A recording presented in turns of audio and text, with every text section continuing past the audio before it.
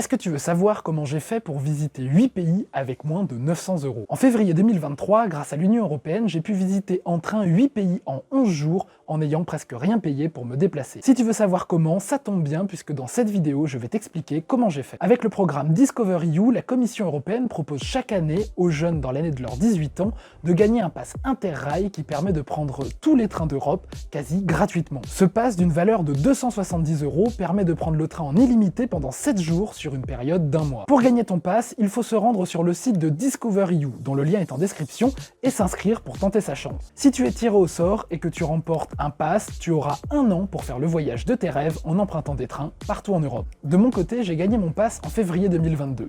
Quelques semaines après être rentré de mon voyage, je vais te raconter comment je l'ai préparé et surtout comment je l'ai vécu. Une fois le pass en poche, la première étape est de trouver un itinéraire. Cette étape peut être plus ou moins longue en fonction de ses envies.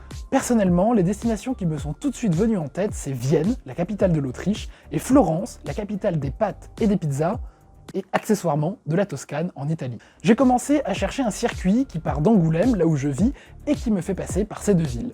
Pour facilement trouver ton itinéraire, en train, je te conseille le site Rome to Rio qui te permet de trouver tous les itinéraires possibles pour te rendre d'un point A à un point B partout dans le monde. En utilisant ce site, ainsi que différentes cartes du réseau ferré européen, j'ai pu établir un circuit qui passe par Florence, Ljubljana, Vienne, Prague, Berlin, Amsterdam et enfin Bruxelles. Quasi tout le trajet se fait en train, sauf le trajet Paris-Florence que j'ai fait en avion, car sinon le trajet m'aurait pris 2 jours. Petite info, même si l'immense majorité des trains est accessible gratuitement avec le pass Interrail, il faudra parfois réserver une place pour quelques euros dans un train à réservation obligatoire.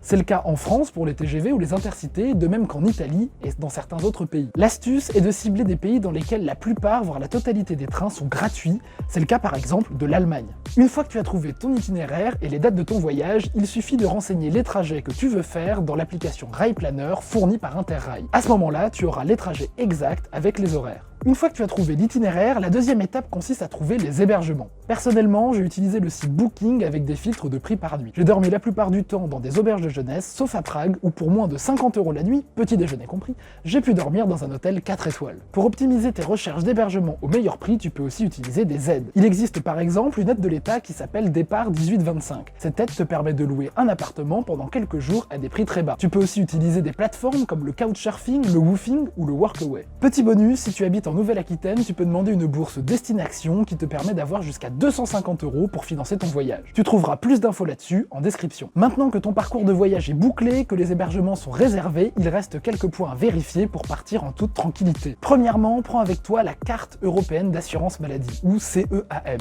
Cette carte te permet de ne pas avoir à avancer les frais si jamais tu es malade durant ton voyage. Elle est gratuite et valable pendant 3 ans, et pour la commander, il suffit de se rendre sur ton compte Amélie. Pense aussi à prendre avec toi des médicaments français type Doliprane, Citrate ou Spasfon.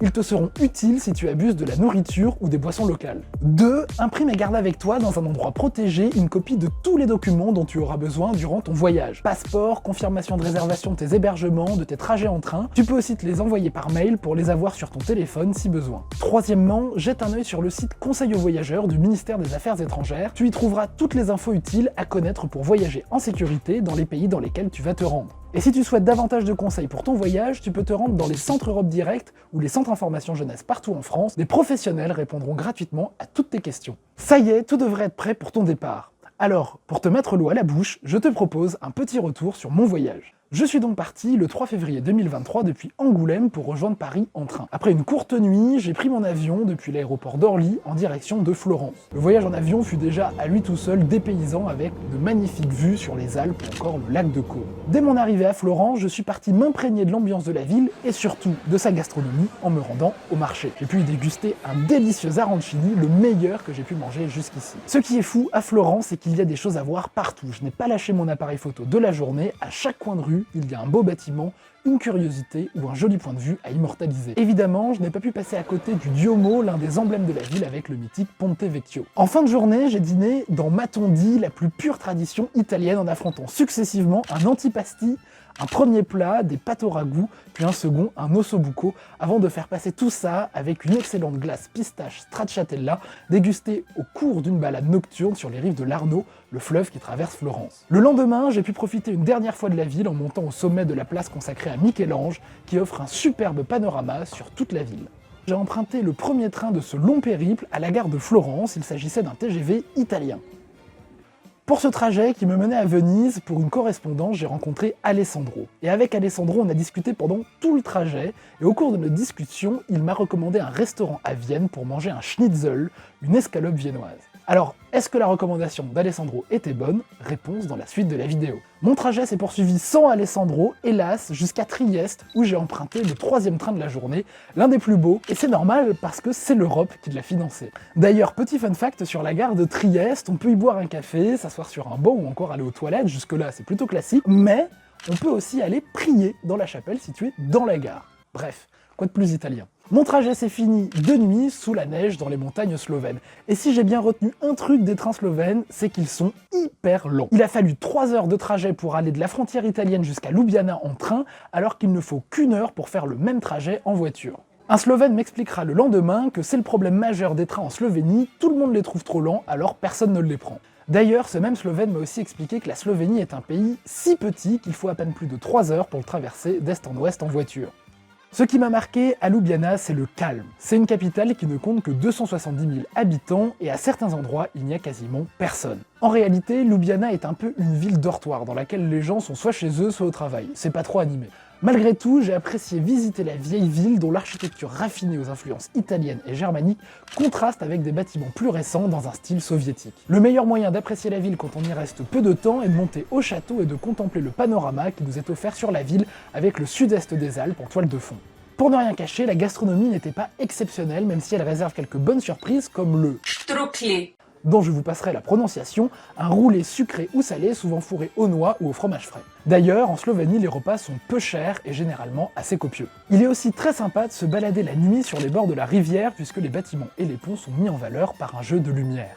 Le trajet entre Ljubljana et Vienne s'est fait dans un train à compartiment, et ce qui est chouette, c'est qu'on a un grand espace rien que pour soi lorsque le train n'est pas plein. Après 6 heures de train le long du flanc est des Alpes, j'arrive à Vienne, la capitale de l'Autriche. Le meilleur moyen de se déplacer à Vienne est d'utiliser le tram. Comparé au métro, avec le tram, on peut contempler les majestueux bâtiments viennois qui bordent les artères de la ville. Moi qui ai toujours eu envie de visiter Vienne pour goûter à son cadre de vie, l'un des meilleurs au monde, et pour se sentir au cœur de cette ville symbole de l'élégance et berceau de la musique classique, je n'ai qu'une hâte, être le lendemain matin pour visiter la ville. Le lendemain, pour m'immerger au mieux dans la culture des cafés viennois, j'ai pris un petit déjeuner au café Landmann, une institution de Vienne fondée en 1873. J'y ai évidemment goûté un café viennois et ça n'a clairement rien à voir avec ceux servis en France. Je n'avais rien prévu de particulier à Vienne si ce n'est d'aller voir un concert de musique classique et bien sûr de tester le resto recommandé par Alessandro.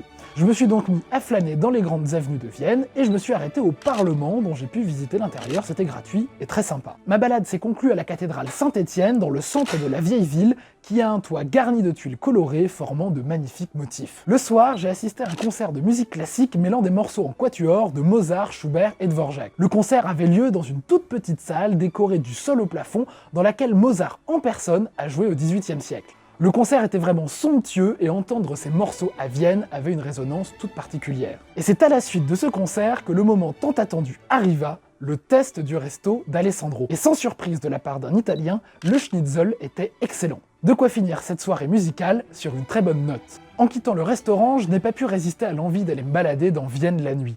Musique classique dans les oreilles, j'ai arpenté la capitale autrichienne pendant près de 2 heures et c'est probablement l'un des meilleurs souvenirs que je conserve de ce voyage.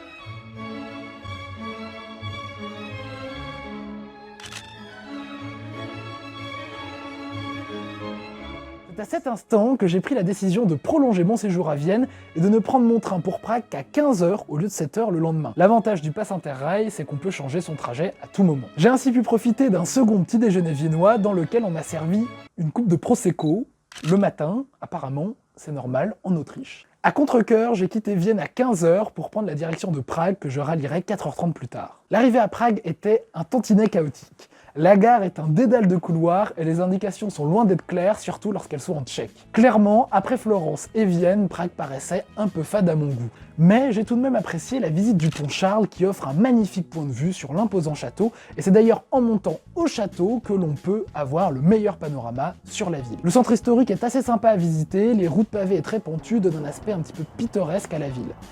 La gastronomie tchèque est assez quelconque, principalement constituée de plats en sauce. À noter qu'à Prague, l'eau coûte plus cher que la bière, puisqu'avec la conversion de la couronne tchèque à l'euro, une pinte de bière revient à 2,60 €. Elle reste tout de même à consommer avec modération. Et même si la monnaie n'est pas la même, les prix ne sont pas spécialement plus bas, si ce n'est pour l'alimentation qui est plutôt bon marché. Il faut cependant veiller à bien choisir ses restaurants pour ne pas se retrouver dans des attrapes touristes qui vous vendent des plats hors de prix. Après une journée à Prague, j'ai pris le train direction Berlin.